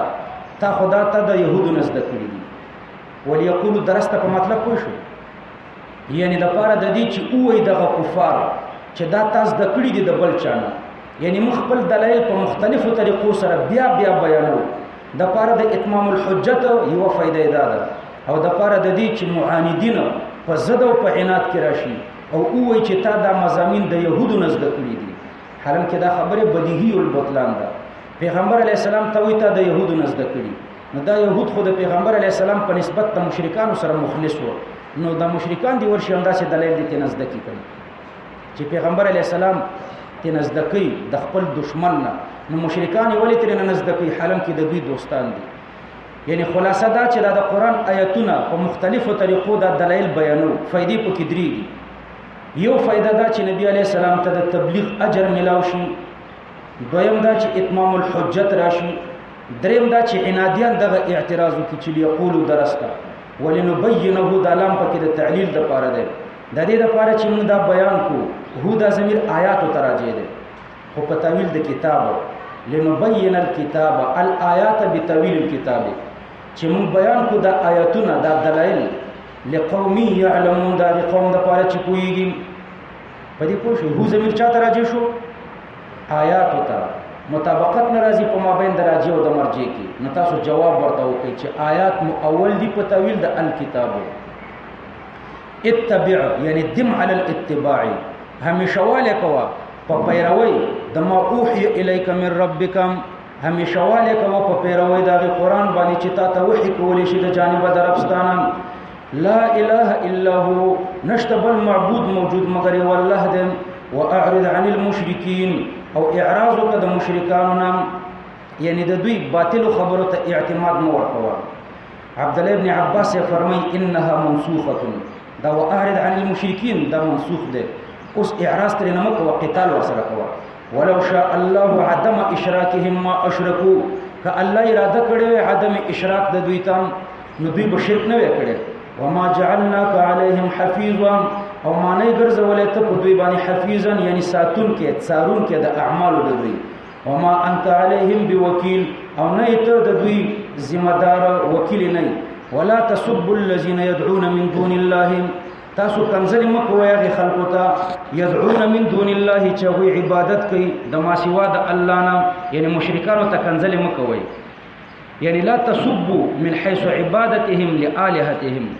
لکه داسې ورته مو وایه چې تبا لک ولآلهتک فیسب الله نو دوی به کنځلي وکړي الله پاک ته عدوا د حال مؤکده ده فیسب الله عدوا یا مفعول له ده یا مصدر من غیر لفظه ده د عدوا معنا د تجاوزا عن الحق الى الباطل نو دوی به کنځلي وکړي الله ته لوجد تجاوز د دوی نه د حق نه باطل ته بغیر علم بغیر د علم نه پدې چې دوی الله ته کنځلې کوي ځکه دوی خو دا عقیده لرله چې الله عظیم دی پدې خو پوه شو بغیر علم یعنی بغیر علم انهم یصيبونه بغیر د علم نه پدې خبره چې دوی الله ته کنځلې کوي کذالک یعنی لکه دوی چې د بوتانو عبادت لکه دوی ته چې د بوتانو عبادت خیسته شوی دی کذالک زینا نو دارنګي مون خیسته کړل لكل امه هر امت ته عملهم د دوی عمل من الخير والشر ثم الى ربهم مرجعهم بیا رب د دوی ته د دوی رجوع ده فینبئهم نو دوی ته خبر ورکي بما كانوا يعملون د دوی په عمل باندې عبد الله ابن عباس رضی الله عنه فرمایي ابن عباس یا محمد لتنتهين مشرکانو پیغمبر علیہ السلام ته ویل چې لتنتهين عن سبك الهتنا یا خو زمو خدایانو ته کنځلې پرېدا او لنهجون ربک او یا به موږ ستا رب ته کنځلې وکړو نو فنهاهم الله نو الله د دین دوی منع کړ چې د دین ورسته د دوی بوتانو ته کنځلې مکه ځکه دوی به الله ته کنځلې کوي کته سو اعتراض وکړي چې دوی به الله ته څنګه کنځلې کولې الله خو دوی منلو بوتانی منل الله منل نو تاسو ورته جواب ورکړئ چې کله سړی په غوسه کې راشي نو هغه کم شي چې منی نو هغه تم بیا کنځلې کوي نو الله منلو خو چې دوی غوسه شو نو بیا به الله تم کنځلې کولې واقسموا بالله قسمونه وکړه دي مشرکانو په الله پاک باندې جهد ايمانهم په ډیرو سختو قسمونو سره لئن جاءتهم آیه چې کچر تراشي دوی ته آیه من مقترحاتهم یو معجزه چې فرمایشي معجزه آیه من مقترحاتهم یا من جنس الآیات نو لا یؤمنون بها خامخ ایمان براوړي خامخ په دې آیات قل انما الآیات تورتویا چې بشکا معجزي چې دي عند الله د الله سره دي صد لباب الاقتراح الله د فرمایش دروازه بندي چې معجزې د الله سره دي زما په اختیار کې نه دي وما يشعركم ما استفهام انکاریه ده او دا جمله مستأنفه ده داخله تحت الامر د قل لاندې داخله ده تدوی ته وایا چې څه شي کوی کړی تاسو انها اذا جاءت چې دغه فرمایشي معجزه چې کله راشي لا يؤمنون بهم دوی ایمان نه راوړي دوی دا فرمایش زدن کوي ونقلب افئدتهم او اړو منظرونه د دوی وابصارهم مسترګي د دوی د لیدلو د حقنا زړونه اړو د قبلولو د حقنا کما لم يؤمنوا به لکه چې ایمان نه دراوړي په نور معجزات باندې به یعنی بما جاء من البينات اول مره اول واري لکه په نور معجزات چې اول واري ایمان نه دراوړي نو امدارنګي د دوی زړونه د قبلولو د حقنا اړو او سترګي د لیدلو د حقنا اړو ونظرهم او من دوی پریدو یعنی ندعهم فی طغیانهم یعنی فی تجاوزهم الحد فتجاوز د دوی کې د حد نه یعمهون یعنی يترددون چې متردد وي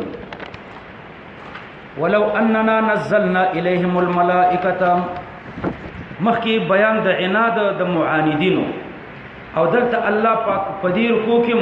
عناد د معاندینو بیانې دارنګ مخکې رکوع کې الله پاک دا ذکر کړ چې ومن عمی فعليها دارنګ دلته الله پاک بیانې چې ولکن اکثرهم یجهلون جهل عامدا مخکې د عمی ذکر او سم الله پاک د عمی ذکر کوي ولو اننا نزلنا الیهم الملائکه او کچرتم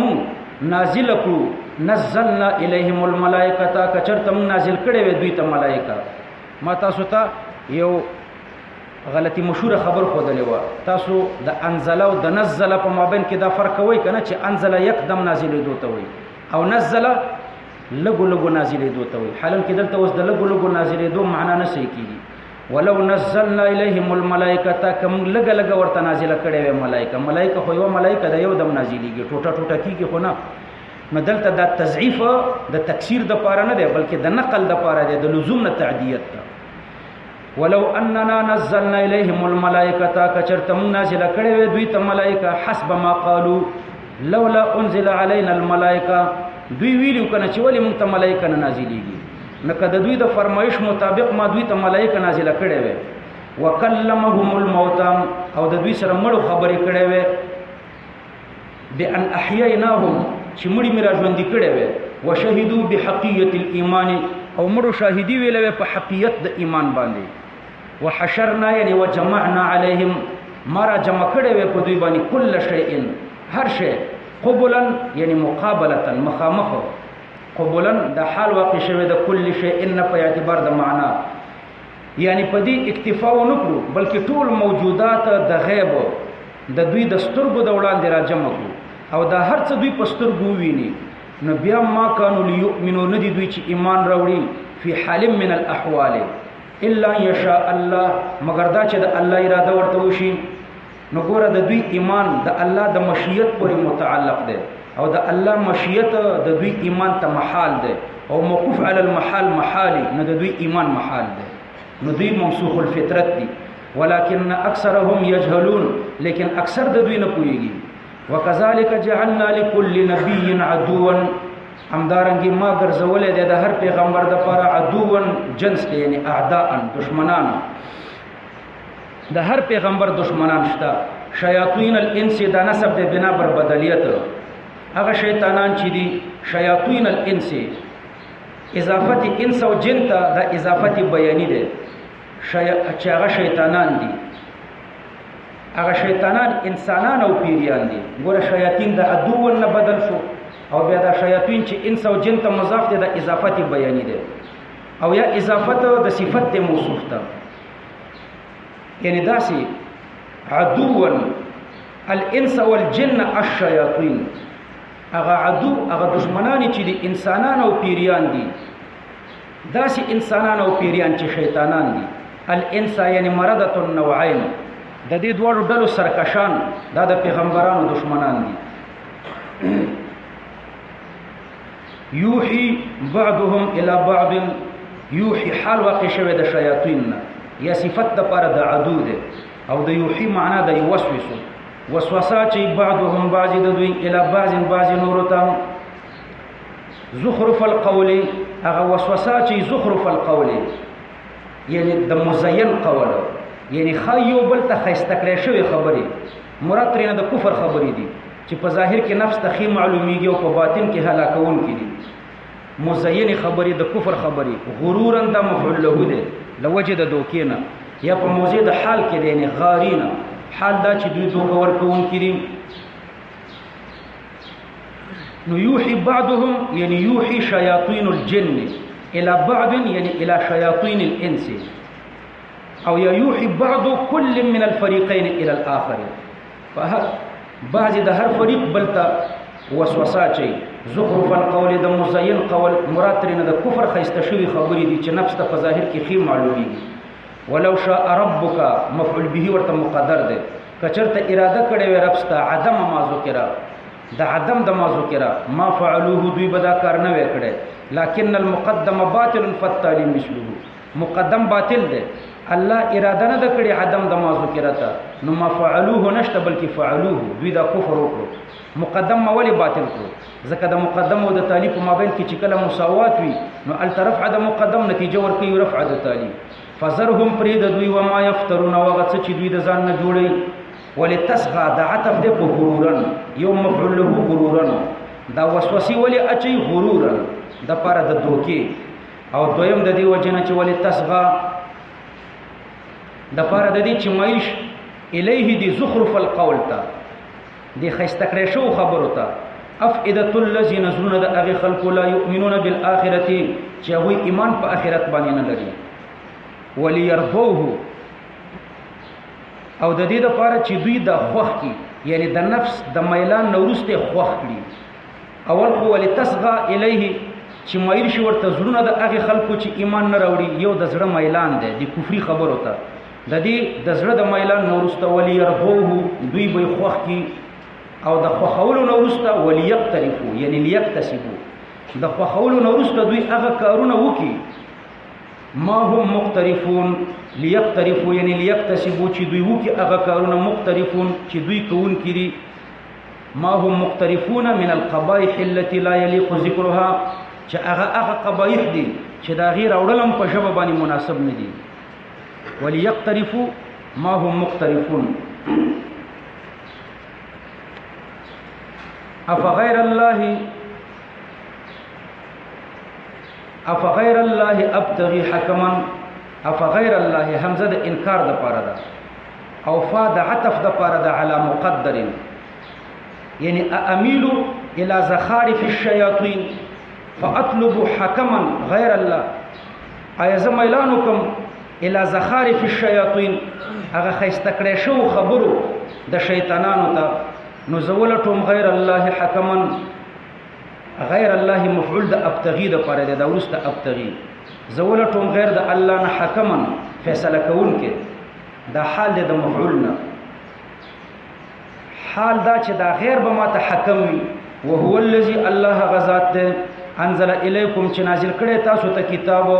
نو فأي حاجه بعده الى الحكم، د دین ورسته بل حکم ته څه ضرورت ده، نو کتاب نازل کړي ده مفصلا یعنی مبینا فيه الحق والباطل، دا سی کتاب ده چې حق او باطل پکې پوره بیان شوی دی، والذین آتیناهم الکتاب، دا تقریر د دې خبرې د پاره دی چې دا کتاب الله نازل کړي دی،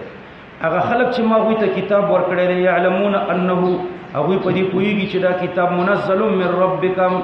دا نازل کړی شوی دی د جانب د ربستانه بالحق فحق، فلا تكونن من الممترین، نو مکیږه ته د شک کوونکو نه، دا تعریض د امت ته بعدم الامتراء، وتمت کلمت ربکم،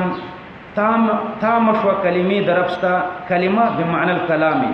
او د کلام نه مراد قران دی، نو وتمت قران ربک، قران دربستا پوره شو، دلته الله پاک بیان د کمالات د قران کوي من حيث ذاته، مخکې کمالات د قران من حيث الاضافت بیان کړو، لدی حیثیت نه چې الله نازل کړي، دلته په اعتبار د ذات کمال بیانې، نو وتمت پوره شو کلمت ربک یعنی کلام ربک وهو القرآن صدقا وعدلا، دا دوړه حالان دي د ربک نه، حال دا چې دا ستا رب صدق دی او دا ستا رب عدل دی، حمل مبالغتن دی، صدق دی فی الاخبار والمواعید یعنی صادق دی په جملو خبریو کې او په وعدو کې، وعدلا او عادل دی فی الاقضیه والاحکام، لا مبدل لکلماته، بدلون کې نشته دی لکلماته، کلماتو د الله لرا یعنی خبرو د الله لرا بدلون کې نشته، یعنی پدې کې د تحریف کولو نه تحریف کون کې پکې نشته، بدلون کې نشته د خبرو لرا، یعنی پدې کې د تحریف کولو نه الله د دې حفاظت کوي، وهو السميع العليم، الله پاک چې د ډېر اوریدونکو او عالم دی، وان تطيع اکثر من في الارض، ارشاد الى اتباع القرآن بعد بیان کماله، مخکې بیان د کمال د قرآن وکړو، اوس اتباع د قرآن د پیروي د قرآن د پر خلکو ته راهنمایي کوي، وان تطيع تعریض د امت ته، تعریض للامه، کته چرته پیروي وکیم اکثر من فی الارض، د اکثر هغه خلکو چې پزمکه کې دي، اکثر من فی الارض کفار دي، او یا اکثر من فی الارض کفار او جاهلان، او یا اکثر من فی الارض اهل مکه، مفسرین په کې درې وړ احتمالات ذکر کړي، اکثر من فی الارض من الناس، نو یضلوک، نو بیلاری بکیتا عن سبیلاری بکی د الله د لارې نه تا، یعنی غلط بکی د الله د لارې نه تا، یعنی تا به بیلاری کی، ان یتبعون الا الظن، دوی نه تابع کیږي الا الظن مگر د ګمان، والظن فيما يتعلق بالله لا يفيد، دوی نه تابع کیږي مگر د ځوان، کتا سو اعتراض وکي چې موږ د خبر واحد پیروي کو کني کو، او خبر واحد مفید د پاره د ځوان دی، نو د ځوان پیروي خو ممدوحه ده، او دلته الله په مقام د مزمت کې ذکر کړی ده، تاسو ورته جواب ورکړئ چې دلته ځوان په عقایدو کې مراد دی، دوی نه پیروي نه کوي مگر د ځوان، والظن فيما يتعلق بالله لا يفيد، ځوان په عقایدو کې فائدہ نه ورکوي په خلاف د نور احکامنا، او یا ځوان په معنا د وهم سره دی، وانهم الا يخرسون، او ندی دی مگر دروغ وای اٹکلونه کوي، ان ربک هو اعلم من يضل عن سبيله، بشک رب ستاسو عالم دی پچا باندې، من يضل دا په محل د نسب کې دی بنا بر مفعولیت، من یا موصوله دی یا موصوفه دی، فاغه چا الله عالم دی، يضل عن سبيله چې هغه بلاری کیږي د الله د لارې نه، ان ربک هو اعلم من يضل عن سبيله، نو من يضل په محل د نسب کې دی بنا بر مفعولیت، عامل پکې څوک دی، عامل پکې یو فعل مقدره دی چې اعلم ور باندې دلالت کوي، نو داسې دی چې یعلم من یضل عن سبیله، یعلم من یضل عن سبیله، الله خبر دی په هغه چا چې بېلارې کېږي د الله د لارې نه. په خبره پوهېږئ که نه؟ من یضل د چا دپاره مفعول به شو؟ د یعلمو مقدر دپاره. ښه د اعلمو دپاره ولې مفعول به نه ګرځو؟ د دې مذکور اعلمو دپاره جواب کولی شئ. اعلمو صيغه د اسم تفضیل د لا يعمل في الظاهر اذا اريد به التفضيل، د صيغه د اسم تفضیل نه چې تفضیل مراد شي هغه په ظاهر کې عمل نه کوي، خلافا لبعض الكوفيين اذا جرد عن معنى التفضيل. بعض کوفیان وایي چې کله د معنا د تفضیل نه مجرد شي او په معنا د اسم فاعل سره شي نو بیا عمل کوي. نو خو بیا به مفعول مجرور باللام یا بالبای، بیا چې عمل کوي مفعول به به مجرور باللام یا بالبای. نو اول خو اسم تفضیل عمل نه کوي، که عمل کوي معمول به مجرور باللام یا بالبای، او دلته یو نه دی، لہذا اعلمو پکې عمل نه کوي. نو ان ربک هو اعلم، بشک استا رب ډیر عالم دی په هر شي او د هر چا نه زیات عالم دی. من یضل عن سبیله، یعلم من یضل عن سبیله، الله خبردار دی په هغه چا چې بېلارې کېږي د الله د لارې نه. وهو اعلم بالمهتدین، او الله خبر دی په هغه چا باندې ډیر زیات خبر دی. ګوره دلته اوس عمل کړی دی خو متعدی بالبا ګرځېدلی دی. وهو اعلم بالمهتدین، نو مفعولی مجرور باللام چې بالبا شي بیا پکې عمل کوي. وهو اعلم بالمهتدین فكلوا مما ذكر اسم الله عليهم امر مرتب على النهي من اتباع المضلين. مخکې الله په کو فرمایل چې د مضلینو د لارې مطابق کېږه. د مضلینو یو لاره الله بل ذکر کوي چې تحلیل الحرام و تحریم الحلال ده. حرام ته به حلال ویل او حلال ته به حرام ویل. نو الله فرمایي ته داسې مه کوه. فکلوا مما ذکر اسم الله علیه، نو خورئ تاسو د هغې نه چې د الله نوم ورباندې یاد شوی. ان کنتم بآیاته مؤمنین، که یی تاسې د الله په آیتونو باندې ایمان لرونکي، نو چې د الله نوم پې یاد شوی هغه خوره. نو که خطأ پاتې شوی نو هلته د الله نوم یاد شوی دی خطأ، او که عمدن د امام شافعي رحمه الله په مذهب باندې که عمدن پاتې شي او که خطأ پاتې شي خوړی شي، او د امام صاحب په مذهب که خطأ پاتې شي خوړی شي او که عمدن پاتې شي بیا نه شي خوړی. د امام صاحب دپاره دا آیت کریمه دلیل دی. وما لکم استفهام انکاری دی، ما مبتدا ده او لکم ورته خبر دی. ایو شیء استقر لکم، څه شی مستقر شو ستاسو دپاره؟ الله تأکلوا، یعنی فی الله تأکلوا، په دې کې چې تاسو نه خورئ. مما یعنی شیئا مما، شیئا مفعول به دی. شی د هغې شیانو نه ذکر اسم الله علیه چې د الله نوم ورباندې په وخت د ذبح کې یاد شوی. وقد فصل لكم، او په تحقیق سره په تفصیل باندې الله بیان کړي تاسو ته ما حرم علیکم، هغه چې په تاسو باندې حرام کړي دي. بقوله تعالی قل لا اجد فيما اوحي الي محرما، ورسته بیانوي الا ما اضطررتم الیه، مگر هغه چې تاسو ورته محتاج شوي په حالت د مخمسه کې د شدت د ولګي کې نه به حرام هم خوړی شي. وان كثيرا من الكفار ليضلون الناس بتحريم الحلال وتحليل الحرام، باهوائهم فخپل خواهشات باندې خلق بلاری کوي، بغیر علم مقتبس من الشریعت، بغیر د علم نه خلق داسې علم چې هغه د شریعت نه راخیستلی شوي، داسې علم او دلیل ورسره نشته. ان ربک هو اعلم بالمعتدین، بشک استا رب ډیر زیات عالم دی په معتدینو باندې. فیجازیهم وذروا ظاهر الاسم وباطنه، او پرېږدئ ظاهري ګناه وباطنه او پټه ګناه. نو ظاهر الاسم په دې کې مختلف توجیهات دي. پرېږدئ ظاهري ګناه، نکاح ما نکح الآبا، یوه توجیه پکې دا ده د ظاهري ګناه نه نکاح د ما نکح الآبا او مراد ده د پلارانو د منکوحاتو سره نکاح. و باطنه او باطنی ګناه زنا بالاجنبیات، د اجنبیاتو سره هم زنا پرېږدئ، دا یوه توجیه. دویمه توجیه ورته دا ده چې ضرور ظاهر الاسم، پرېږدئ ظاهري ګناه. ظاهري ګناه زنا فی الحوانیت، په دې مارکیټونو کې زناګانې. و باطنه او باطنی زنا ما یسر، پټې پټې زناګانې. دریمه توجیه ضرور ظاهر الاسم، پرېږدئ ظاهري ګناه.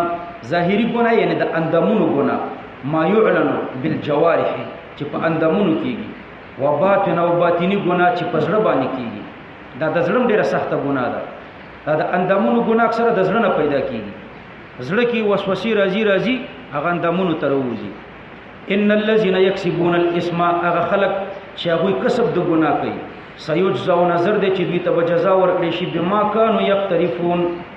یعنی په خپل کړو یقترفون یعنی یکتسبون په سبب د هغه ګناهونو چې دوی کول یعنی په خپل کړو به دوی ته جزا ورکړي شي ولا تاكلوا مما لم يذكر اسم الله عليهم او مخری تاسو د هغه څارویونه چې د الله نوم باندې نه یاد شوی متعمدا چې په قصد الله نوم باندې نه یاد شوی وانه لفسق یعنی خروج عن طاعه الهيه دا چې د الله نوم باندې نه یاد شوی د دې خوراک چې ده لفسق دا د الله د طاعت نه وتل دي نو زمون په مذهب باندې چې د الله نوم باندې قصدن پاتې شي دا غي خوراک نه دی جایز استدلال په دې آیات باندې کوي او د وابیانو په نسبت باندې او د شوافیعو په نسبت چې د الله نوم باندې متعمدن پاتې شي کی خوړېش لدی وجنه کده د بازي مرګرو وابیان خپلوانی او تور سره مل مشوي نو دا سبزياني مبزياني ورکره خورا دا چرګ او غوخه مخوره ځکه کېږي چې د الله نوم ور باندې نه یاد کړي وان الشياطين لا يوحون شیطانان چې دی لا يوحون دوی لا وسوسون دوی وسوسه چې له اولیاءهم خپل دوستانو ته الذين اتبعوه من المشركين د دوی دوستان هغه د دوی پیروان دي د مشرکانو ليجادلوكم بالوسواس الشيطانيه د دې لپاره چې هغه تاسو سره جګړه وکړي په شیطانی وسوسو باندې وان اطعتموهم کچرتا تاسو د دوی پیروي وکړه انکم لمشرکون نو بشک تاسو به خامخا د مشرکانو نه یې کان فيما قبل بیان مکر الشیطان والامر بیان مکر الشیطان والامر على الاحتراز منهم مخکې مکر او تدبیر د شیطان الله ذکر کړو او امر یو کړو چې د دنه ځان وساتي او دلته ذکر د اکابر مجرمینها د دوی د غټو شیطانانو بیان دی او د غوی د مکر بیان دی او من کانا حمزه د پاره د انکار ده او من مبتدا ده او من کانا الله فرمای آیا هغه څوک او من کانا آیا هغه څوک چې وی میتن مړ بالکفر فاحییناه او هغه موږ راژوندې کو بالاسلام المراد منه عمر بن الخطاب رضی الله عنه دا د حضرت عمر بن الخطاب رضی الله عنه مبارک نازل شو نو حضرت عمر په کفر مړو او الله بیا په اسلام راژوندې کړو وجعلنا له نورا او موږ مقرر کړی د لپاره نور د نور نه مراد قران دی يمشي دا جمله مستأنفه ده لکه سائل چې سوال کړي چې فماذا يصنع بذلك النور دغه مسلمان په دې نور باندې څه کوي نو دې فرمایي يمشي به یعنی بسببه د دې نور په وجه رواني بعد سببیت لپاره ده فی الناس یعنی فی ما بین الناس د خلقو په مابین کې نو د قران پرانا باندې د خلقو په مابین کې رواني نو ایدا د کمن من خبر د پاره د مبتدا ده مخکې او من کان هغه من مبتدا و دی ورته خبر ده کمن مثله یعنی صفته العجيبه ایا ده برابر ده من د هغه چا سره د پشان د هغه چا مثله چې دغه صفت عجيبه دای چې فی الظلمات پتیرو کی وی ابو جهل لعنه الله د ظلمات نه کفر او ضلالت مراد ده یعنی حضرت عمر د ابو جهل پشان کې دیش نو استفهام انکاری دي چې نشي کېده ليس بخارج منها دا خبر د پاره د مسلوه دي کمم مسلوه ایدا کې دي چې پشان د هغه چا چې دغه صفت عجيبه ده چې پتیارو کې ده ليس بخارج منها او د دې تیارونه وتل نشي کذالک زین للکافرین دارنګ خستکړې شوی کافرانو تما کانوا يعملون د دوی عمل وکذالک جعلنا یعنی کما جعلنا فی مکه اکابر مجرمیها لکه په مکه کې می چې مشران مجرمان پیدا کړو نو په هر قريه کې داسې مشران مجرمان شته وکذالک جعلنا فی کل قريه دارنګ ما مقرر کړی دي فی کل قريه په هر قريه کې اکابر مشران مجرمیها د دې قریه مجرمان نو ګوري فی کل قريه د مفعول ثانی ده او اکابر د مفعول اول مضاف ده اکابر مجرمیها نو د جعلنا د پاره وکذالک جعلنا اکابر مجرمیها اکابر مضاف مجرمیها مضاف الیه مضاف سره د خپل مضاف الیه نه دا مفعول اول او فی کل قريه دا مفعول ثانی. الله فرمای دارنګه ما ګرځولی اکابر مجرمیها اکابر مجرمان د دې قريه فی کل قريه په هر قريه کې لیمکرو چې انبیاء ته د ضرر رسولو د پاره شرارتونه او د عذاب مستحق کېدل ثابت لیمکرو د دې د پاره چې شرارتونه وکي فيها په دې قريو کې وما يمكرون الا بانفسهم او دوی شرارتونه نه کوي مگر د خپل ځانونو په خلاف وما يشعرون او دوی په دې نه پوهیږي چې د دې شرارت وبال دوی ته راځي ده. واذا جاءتهم رجوع الى قبائح اهل مکه واذا جاءتهم چې کله راشي دوی ته یو معجزه نو قالو دوی بیا وایي لن نؤمن هیڅ کله به موږ ایمان رانو. ابو جهل ویل چې د بنو عبد المناف یعنی د نبی علی السلام د خاندان سره موږ هر قسم مقابله وکړه.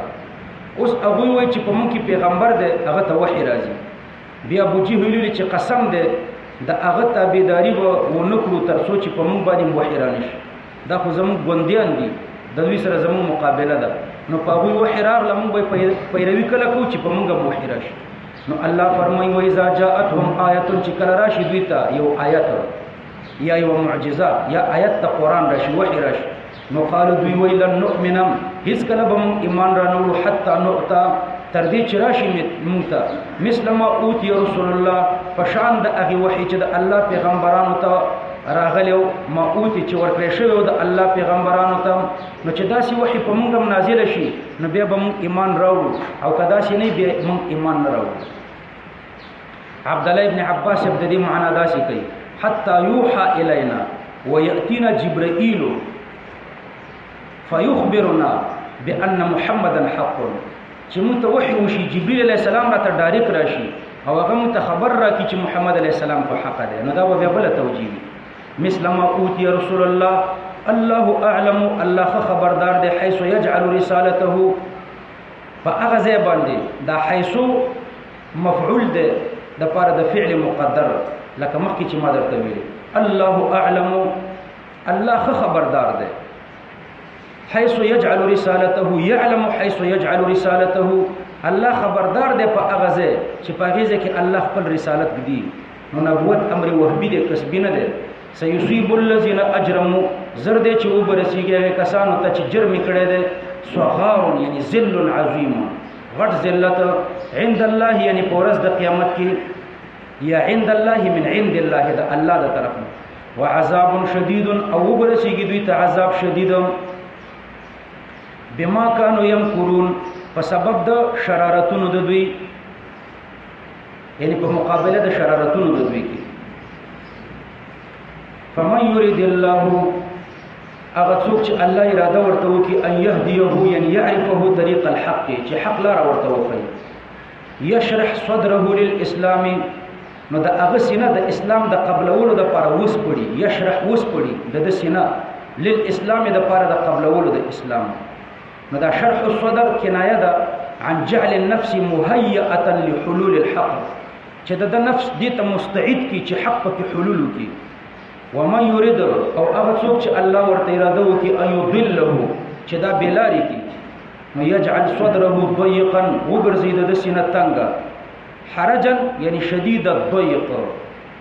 سینه تنگ کی او ډیر زیاته تنگ کی کانما يصعد في السماء یعنی سینه داسې تنگ وي لکه یو سړی چې اسمان ته ختل غواړي او خطې نشي نو دا غزل ډیر تنګي کانما يصعد في السماء لکه دا چې اسمان ته خيږي يصعد په تکلیف باندې خيږي په اسمان کې او خطې نشي. كذلك يجعل الله الرجس دارنګ الله پاک ګرځي عذاب على الذين لا يؤمنون فهغه خلق باندې چې ایمان نه راوړي. وهذا صراط ربك مستقيما هذا یعنی ما جاء به القرآن دا د عبد الله بن مسعود سے معنا ده دا قرآن چې کوم آیتونه راوړي دي او یا اسلام دا د عبد الله بن عباس سے معنا ده دا اسلام چې د صراط ربک دا لار درب ستاده یعنی الطریقه المرضیه له لار درب اضافت د ادنا ملابست توجه نه ده دا سه لار ده چې الله په راضي ده مستقیما د حال مؤکده ده نه غلاره ده قد فصلنا الآیات په تحقیق سره موږ واضح کړی دي الآیات نخي لقوم یذکرون دا هغه قوم د پاره یذکرون چې هغه پند اخلي لهم دار السلام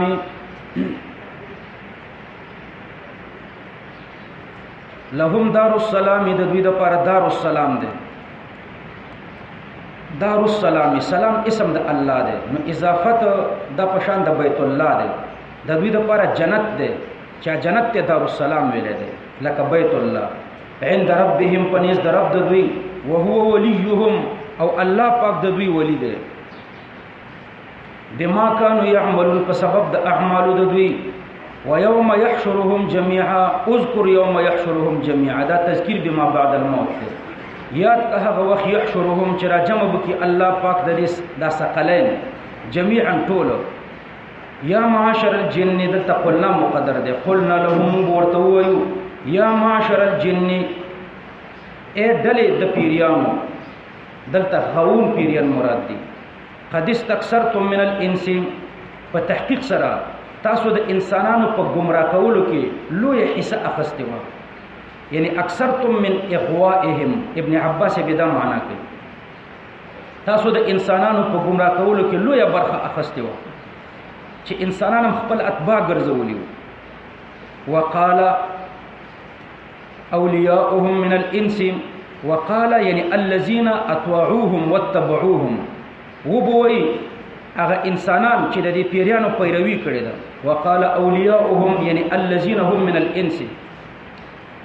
وقال اولیاؤهم کائنین من الانس ربنا استمتع بعضنا ببعض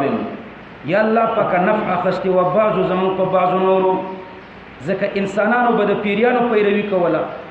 نو فیسیرون الجن من رؤوسهم پیران به د انسانانو مشران او پیریانو به بیا دوی شهوات او لذایز طرف ته رابلل دوی ته به وسوسې ورځولې نو یو په بلم نفع خستی و پیریان زمون مشران او هغوی په دنیا کې مونږ ته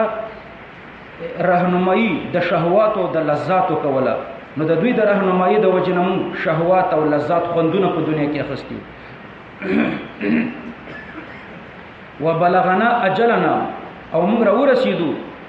د نیټې ته چې قیامت دی یعنی دا استمتاع تر د نیټې معینې پورې و الذي اجلت لنا هغه نیټه چې تا موږ ته مقرر کړې وه قال النار مسواكم الله ورته فرمایي چې دا اور چې د ستاسو منزل دی خالدین فیها اوس به تاسو په دې کې همیشه حال د ضمیر د جمع نه د دې کوم نه حال دی حال دا چې تاسو په دې جهنم کې همیشه خالدین فیها یعنی فی جنس العذاب الا ما شاء الله من زیادة تبلغ الغایه الا ما شاء الله مگر هغه چې د الله اراده ورته وشي تاسو به یې په جنس د عذاب کې مگر دا چې د الله اراده وشي نو عذاب به درته زیات کی صحیح شو نو دا زیات عذاب داسې دی لکه د جنس د عذاب نه چې جدا نوعي نو تاسو په جنس د عذاب کې د دې نه بنوځي مگر دا که الله اراده د زیادت ترته وکړي نو درته به زیات کی نو دا زیات عذاب داسې دی لکه د دې مخکینی عذاب د جنس نه چې نه وي نو رستم عذاب دی مخکیم عذاب دی خو مخکې جنس عذاب مراد دی ورسته زائد عذاب مراد دی او یا داسې ویا النار مسواکم ور ستاسو منزلکم ستاسو زیاده تاسو به په دې اور کې همیشه د پاره الا ما شاء الله وقت خروجهم الى الحميم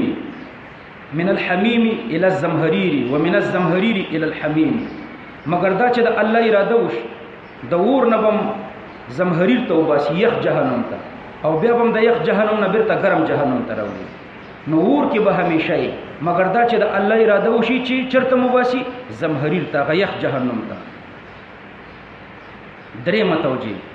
تاسو به په اور کې همیشه د پاره الا ماشاء الله مگر کده الله اراده وشي چې د اور نه مباسي او د الله اراده محال ده او معلق بالمحال محالي نو تاسو د اور نه وتلم محال دي ان ربک حکیم علیم بشک استرب چې د حکیم علیم د ډیر حکمت او د علم والا ده وکذالک یعنی لکه په دنیا کې چې د گمراهی په لحاظ سره د دوی په منځ کې تعلق نو په آخرت کې بم نو ولی بعد الظالمین بعضا دارنګي بمون په جهنم کې بعضی کفار د بعضو سره یو ځای کو لکه د دنیا کې چې د دوی تعلق دی کذالک یعنی کما کان فی ما بینهم تعلق فی الدنیا لکه په دنیا کې چې د دوی په مابین کې تعلق دی او دوستی ده یو ځایواله ده نولی من به یو ځای کو دوستان به کو بعضی ظالمان د بعضو نورو یو ځای به کو په آخرت کې بما کانوا یکسبون په سبب د کسب د دوی یا معاشر الجن تفریق او مزه